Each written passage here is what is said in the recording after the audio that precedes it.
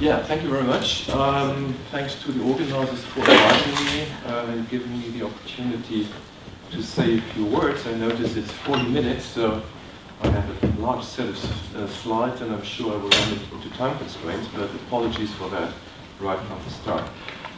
Another apology, I was asked to talk about looking at the euro crisis or the euro area stagnation through the lenses of economic theory and talk about economic policy alternatives. And as you see here, I've taken the liberty to be a bit more precise in my title. So I will talk about stagnation policy in the euro area and economic policy alternatives, and I will do that from the Steinian or neo-Keynesian perspective. So my basic argument will be that we can see or interpret the relative sluggish recovery in Europe or in the Eurozone in particular as a result of what Joseph Steindl in the late 1970s has called stagnation policy. And in order to overcome that, not only for the sake of growth, but more prominently, I would argue, for the sake of improving employment in the Eurozone, we would have to overcome stagnation policy and would have to apply some sort of anti-stagnation policy based on a Steinian, Keynesian, Post-Keynesian, Post-Keynesian foundations.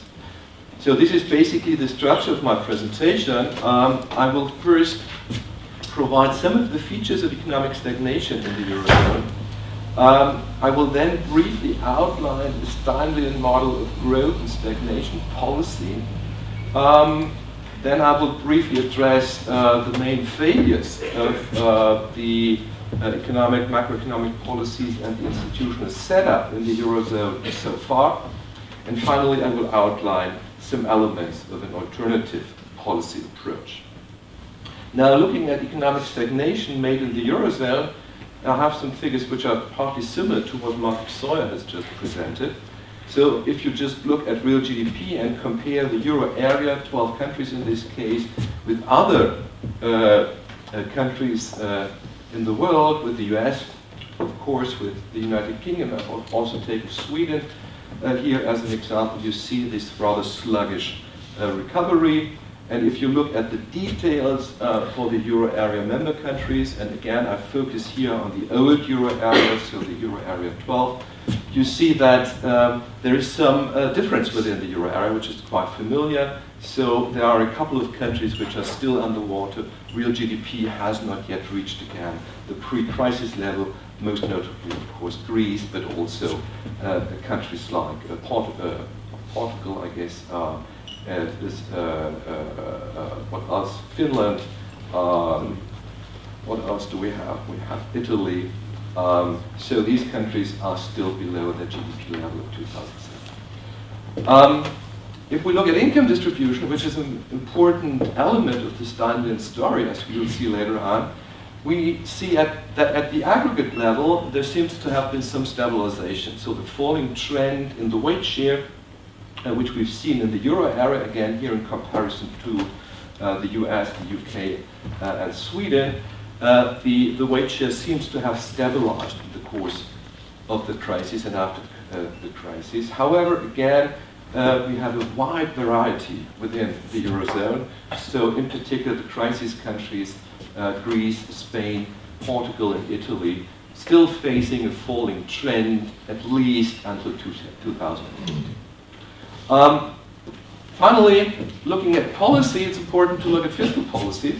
And here again, we see that that the euro area has, again, compared in particular to the UK and the US, seen much lower fiscal stimulation in the course of the crisis. And of course, you see the trend towards austerity in the years 2011 and the following years. And again, this has been most pronounced in those countries facing the crisis, as we could see here if we had more time. Now, this has not led, no surprise to people who think in macroeconomic categories, this has not led to an overall reduction of the government debt to GDP ratio, because we've seen stagnation of the GDP, in particular in the Eurozone compared to other countries. And again, this is particularly true for the crisis countries, Greece having still the highest government debt to GDP ratio, as you see. And only those countries who've seen a bit of a recovery, as Germany, and also if we look at the data as Ireland, you see a fall in the debt to GDP ratio.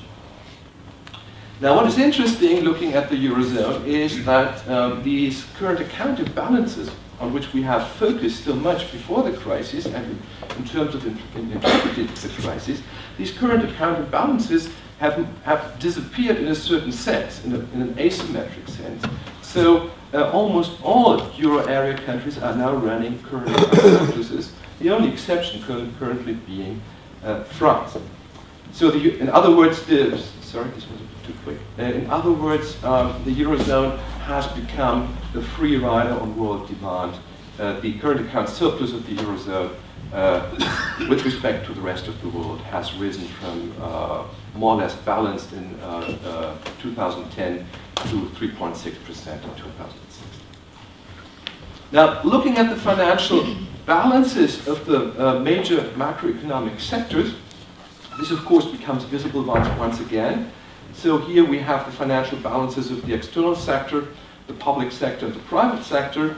And as you see here, the Eurozone has now a situation in which we have private sector surpluses due to the attempts at scaling down debt in the private sector, running financial surpluses.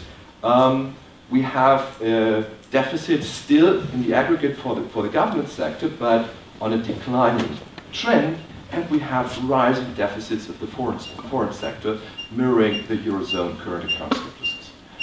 And this is a picture which is quite familiar. It's quite familiar because that has been the feature of the German economy for years. So the Eurozone becomes, in a sense, an enlarged Germany. And even more worrisome, it is also a picture which we know for small open economies. So that's the picture for the Swedish economy. Again, we have private sector surpluses. In the case of the Swedish economy, currently we have slight public sector surpluses as well. And we have the foreign sector being in deficit. So these economies are running current account surpluses.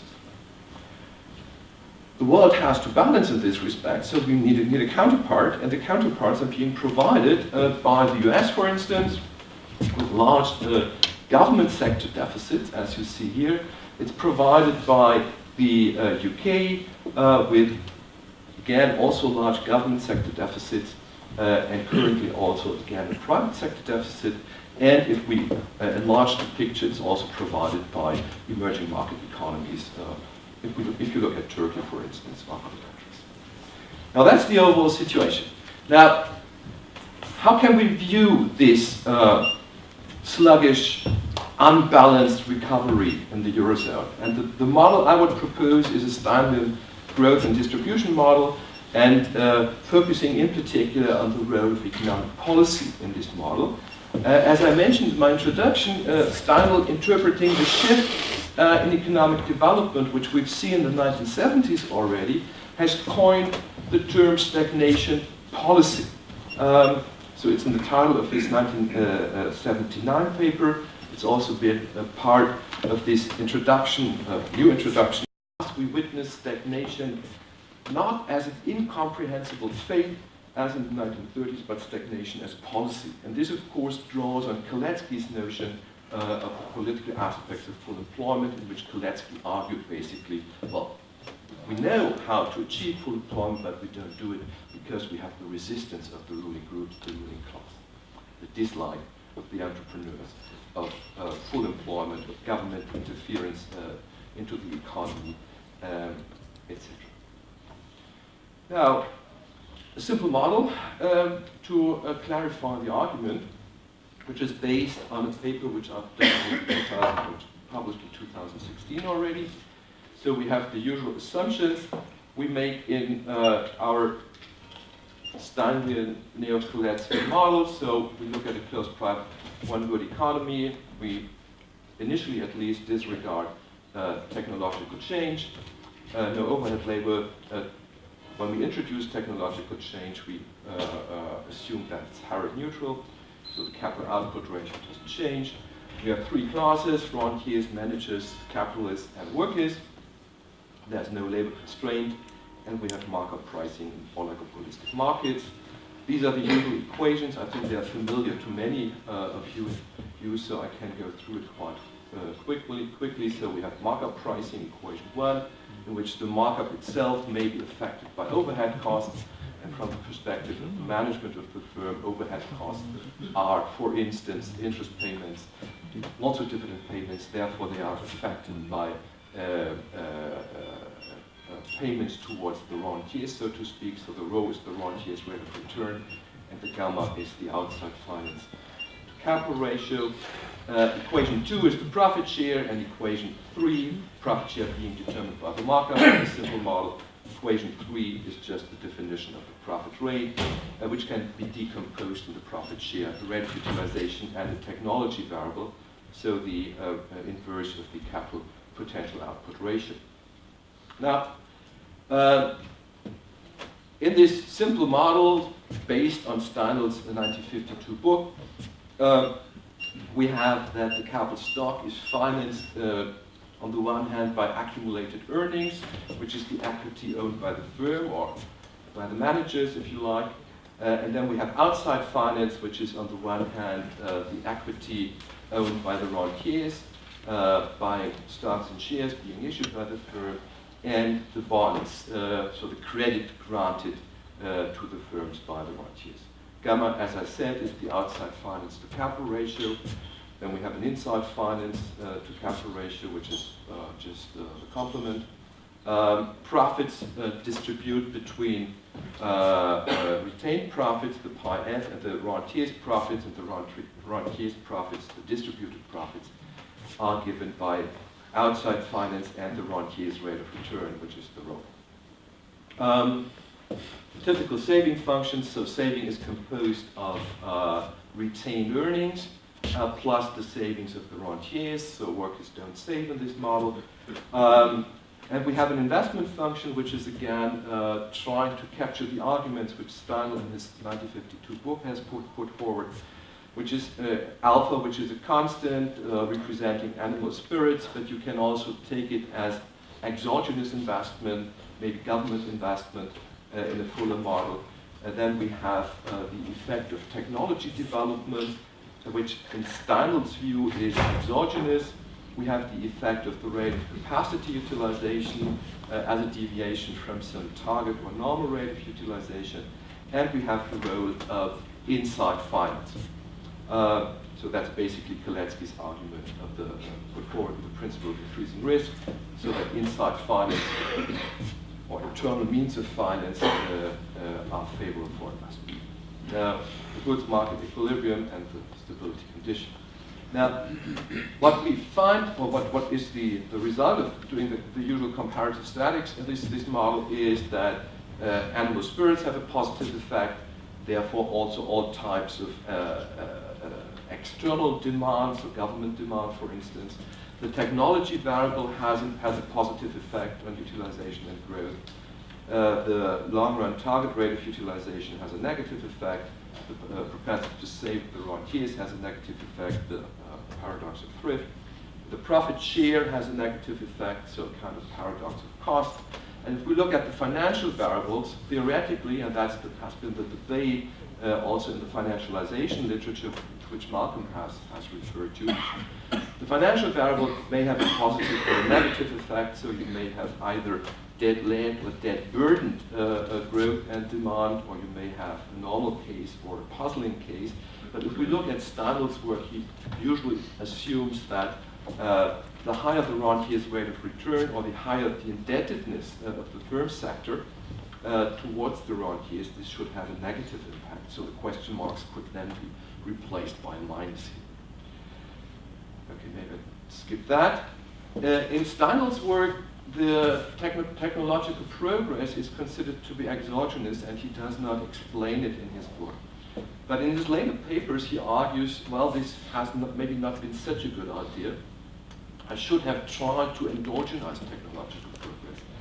And of course, there are several other post-Keynesian authors who have tried to do that, and there are basically two foundations for doing that. The first one is the one building on Calder's works, Calder's technical progress function and his growth models in the late 50s and early 60s, or Calder's idea on Verdon's law when he talks about the causes of the slow growth in Britain. So this basically means that you have a positive effect on capital accumulation and on GDP growth, on productivity.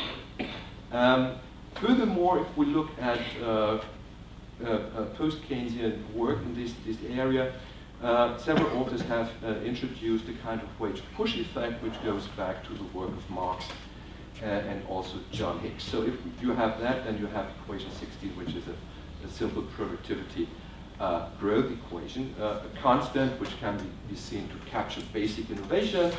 Then we have the Caldorian effect through capital accumulation, or if you replace capital accumulation by GDP growth through the Verdon's law, and you have the Marx-Hicks wage push effect, so a negative effect of the profit share on productivity growth, or otherwise the positive effect of the wage share on productivity growth. Now you can summarize all that into an overall model in which you link the demand side with the productivity side, and this is what I've done here graphically. So on the one hand, you have the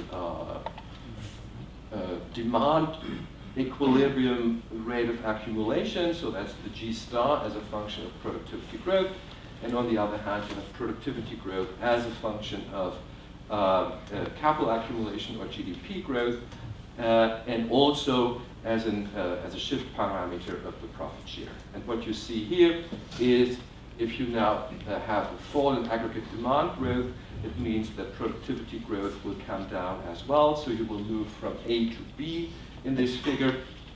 And if this fall in aggregate demand growth has been triggered by a redistribution at the expense of labor, by a fall in the wage share, by a rise in the profit share, you will even move further down the line to point C. So you will see even lower growth and even lower productivity growth.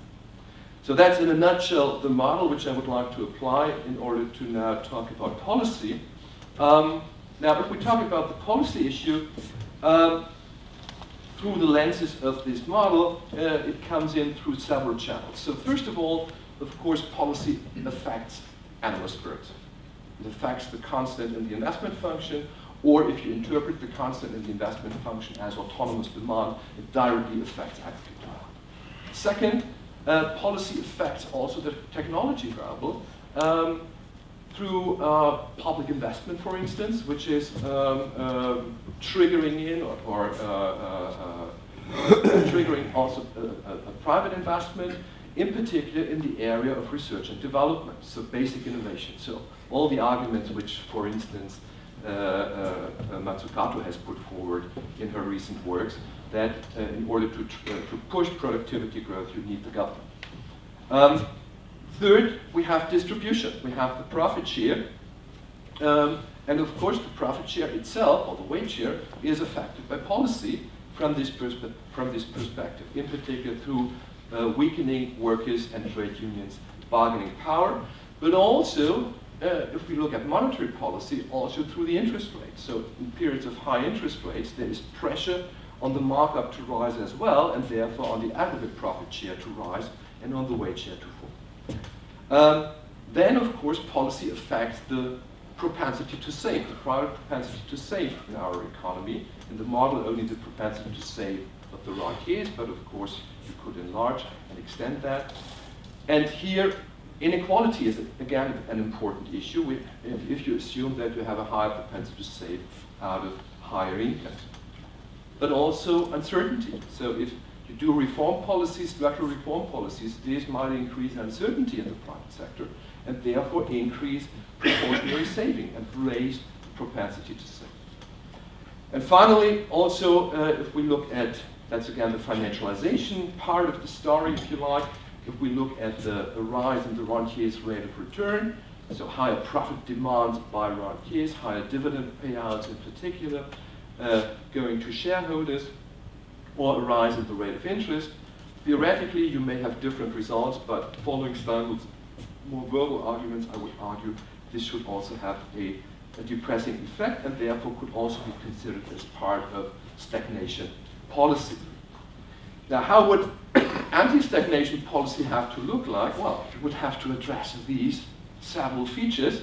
So you would have to stabilize and even raise public autonomous demand. And you would have to stabilize the demand also in the trade cycle, so discretionary and anti-cyclical fiscal policies. You would have to raise growth-enhancing public investment, focusing on infrastructure, technology, education, R&D, and what you have.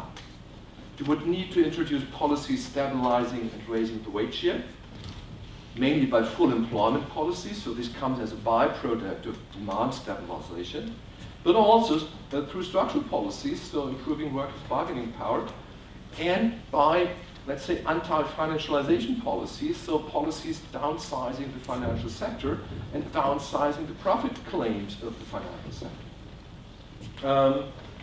Finally, policies which lower the household's propensity to save, and this, of course, again includes redistributing income, but also stabilizing expectations of households in order to reduce precautionary saving.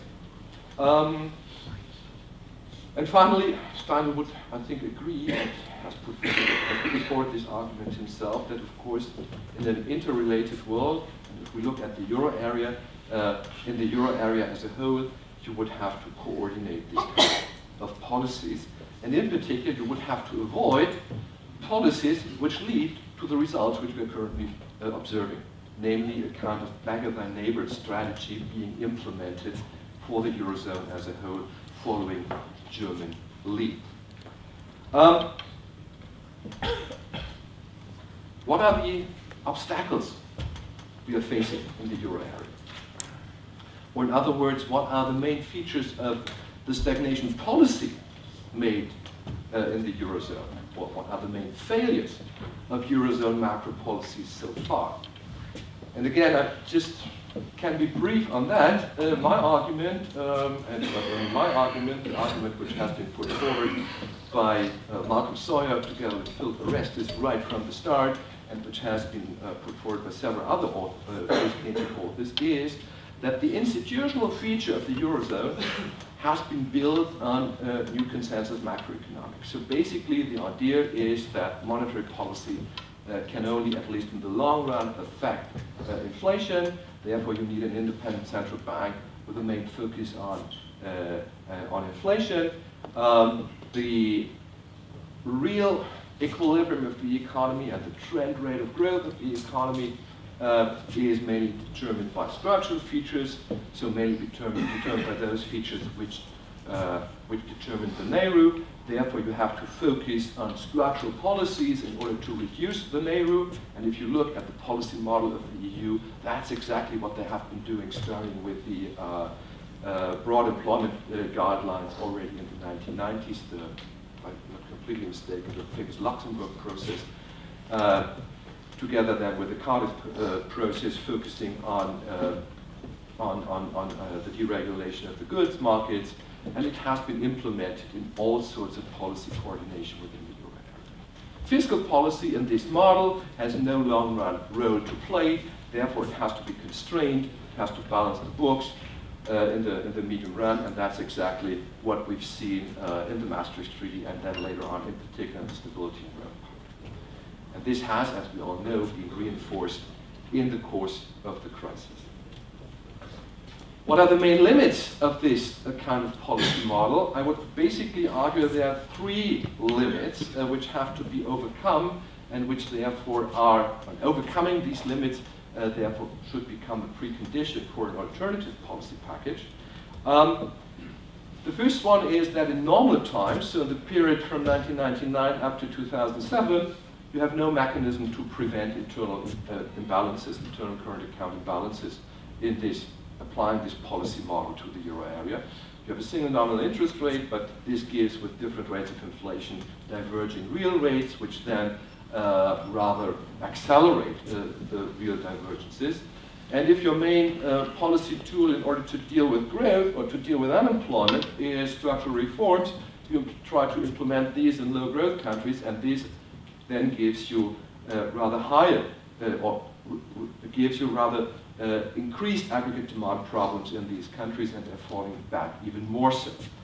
This has been in particular the case in the country where I come from, in Germany, if you look at the development in the early 2000s. Then when the Great Recession hit, we have seen the limit to macroeconomic management by interest rate policies, and the reasons are well understood. So we have the zero lower bound, we have rising risk and liquidity premium. If we look at long-term interest rates, we have the investment trap, and so on. And as we've also observed, the implementation of quantitative easing has been, as Keynes has already called it, like pushing on a string, so trying to bring the long-term rate of interest down, not delivering, so to speak, higher demand and higher employment if you are facing the weak expectations associated with the investment trap. And finally, and the most important problem for the euro crisis, I would argue, is the lack of a clear lender of last resort and a clear guarantee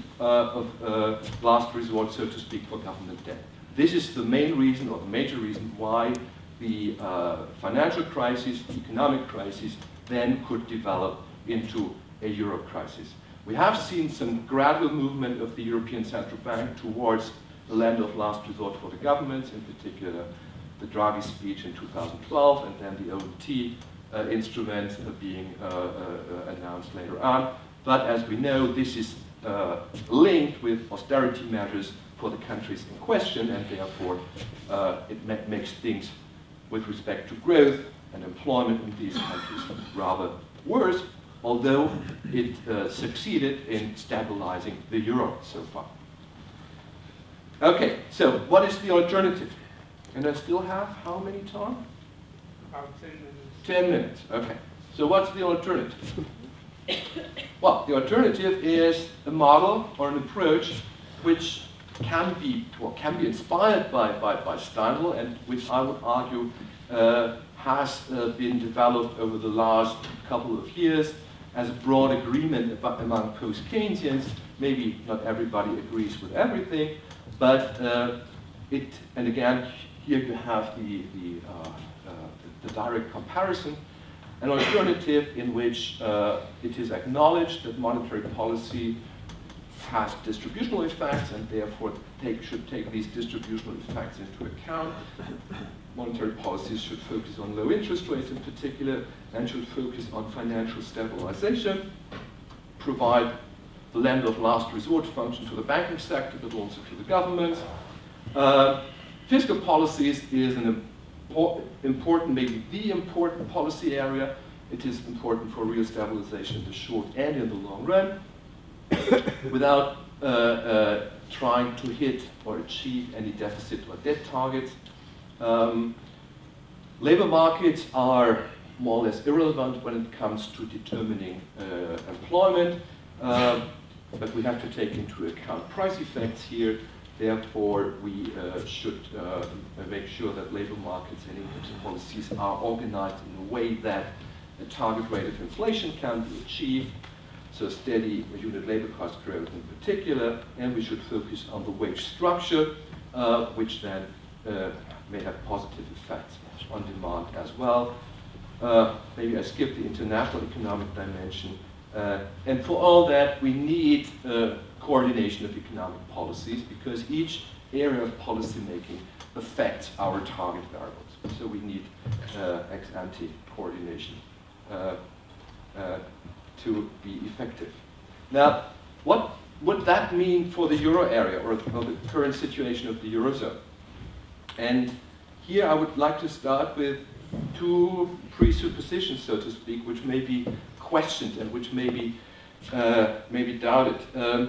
But from my view of the world and my view of the current state of economic policy, or policy making in general in the eurozone, I would argue that a proper United States of Europe with a proper fiscal federalism is not on the agenda, at least not for the coming years. And therefore, we would have to start with the given institutions and would have to start to develop them in a proper way such that the functions of economic policies, which I've tried to outline, can be fulfilled.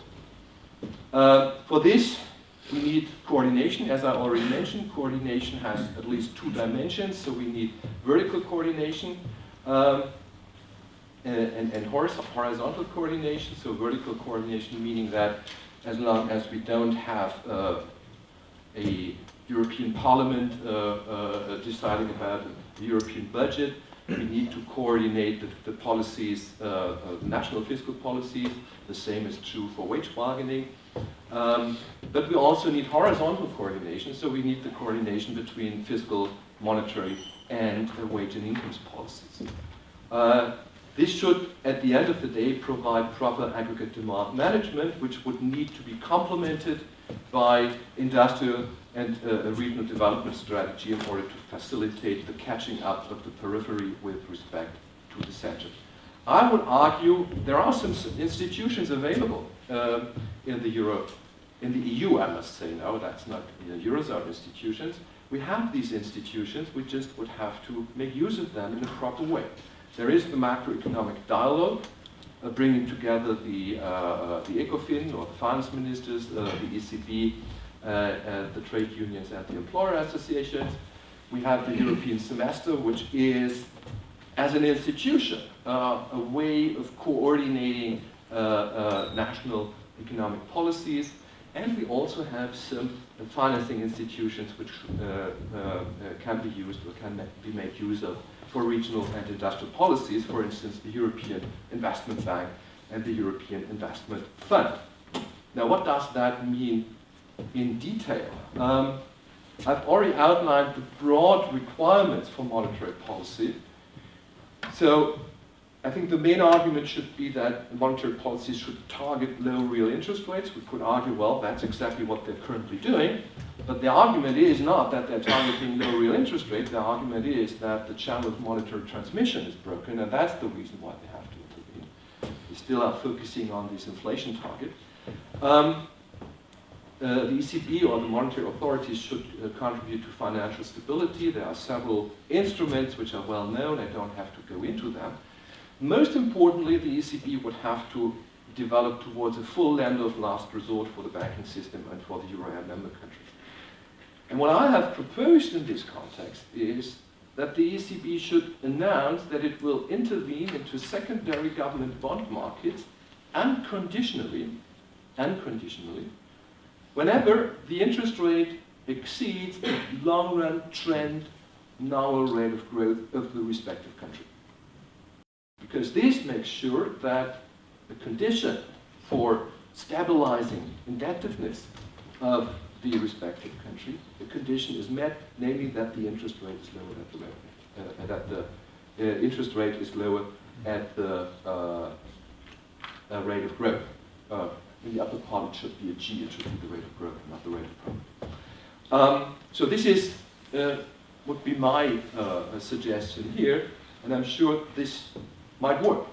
De Grauwe has made a similar suggestion, arguing that the ECB should announce a euro-wide cap, which is 2% above the German rate. But I think we have good economic reason for a more country-specific procedure here.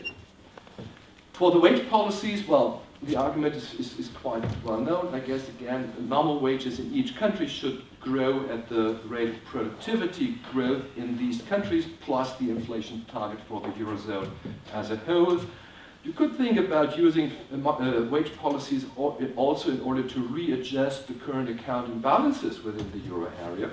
Stockhammer Onaran have made such a suggestion, which means that you would have lower a normal wage or wage growth below the target rate in equation 18 in countries with a current account deficit, and wage growth above the target rate in countries with a current account surplus. To be honest, I would not expect too much from that, because several studies show that price competitiveness is only has a limited effect on the current account imbalances within the Eurozone. How can we achieve that? Well, of course, we would have to reorganize the labor markets. We would have to empower, so to speak, the trade unions and the employer associations. And we would have to bring the government in again.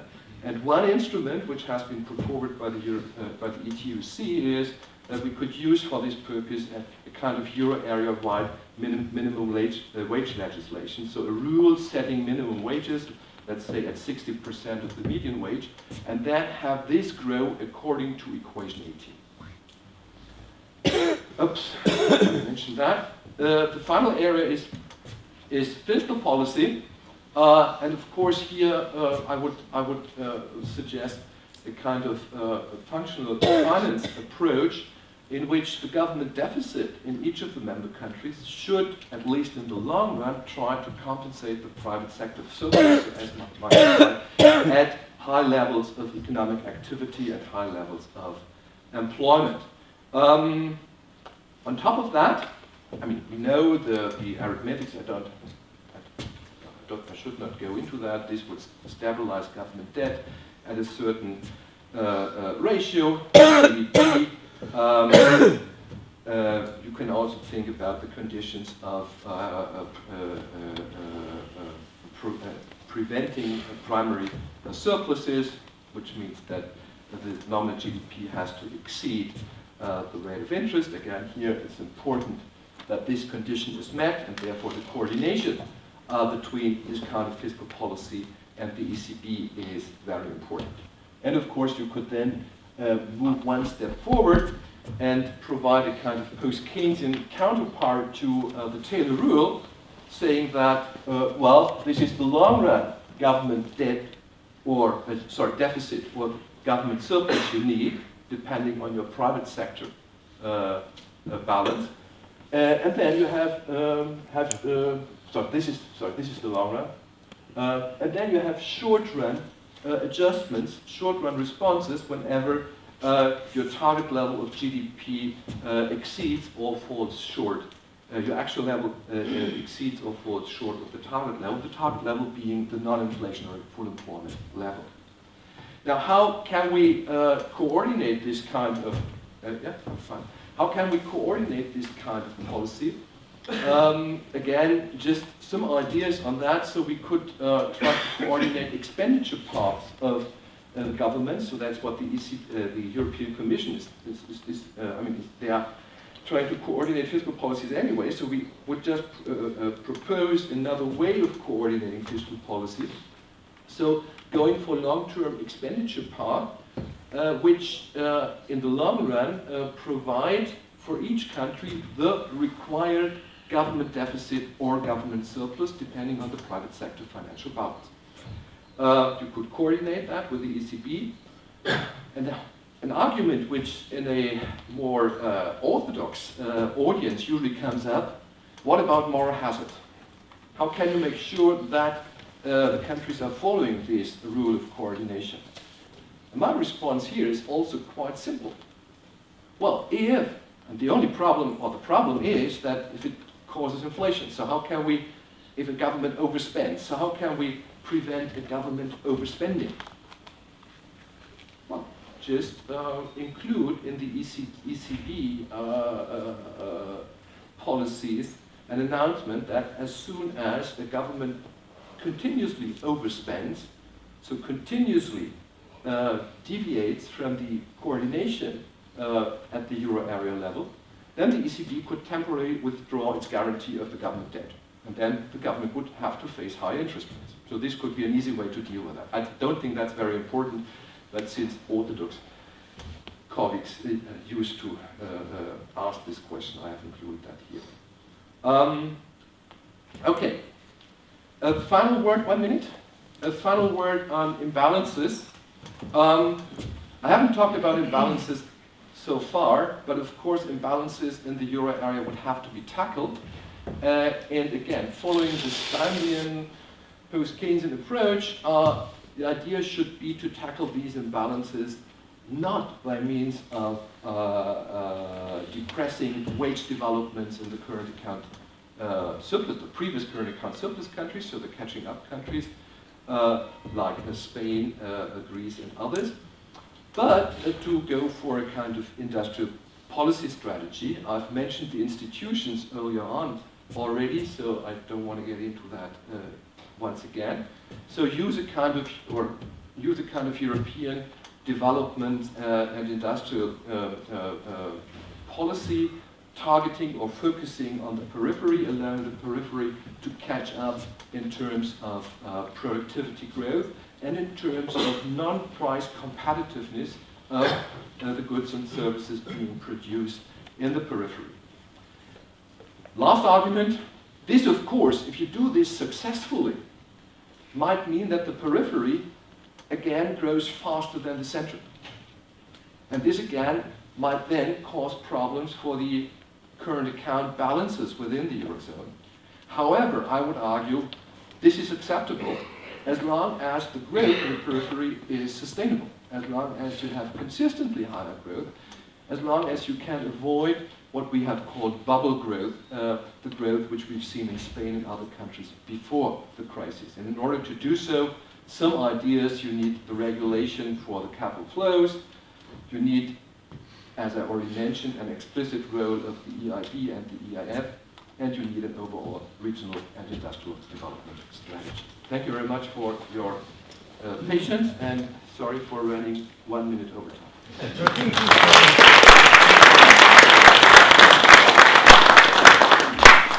Now we have had two very interesting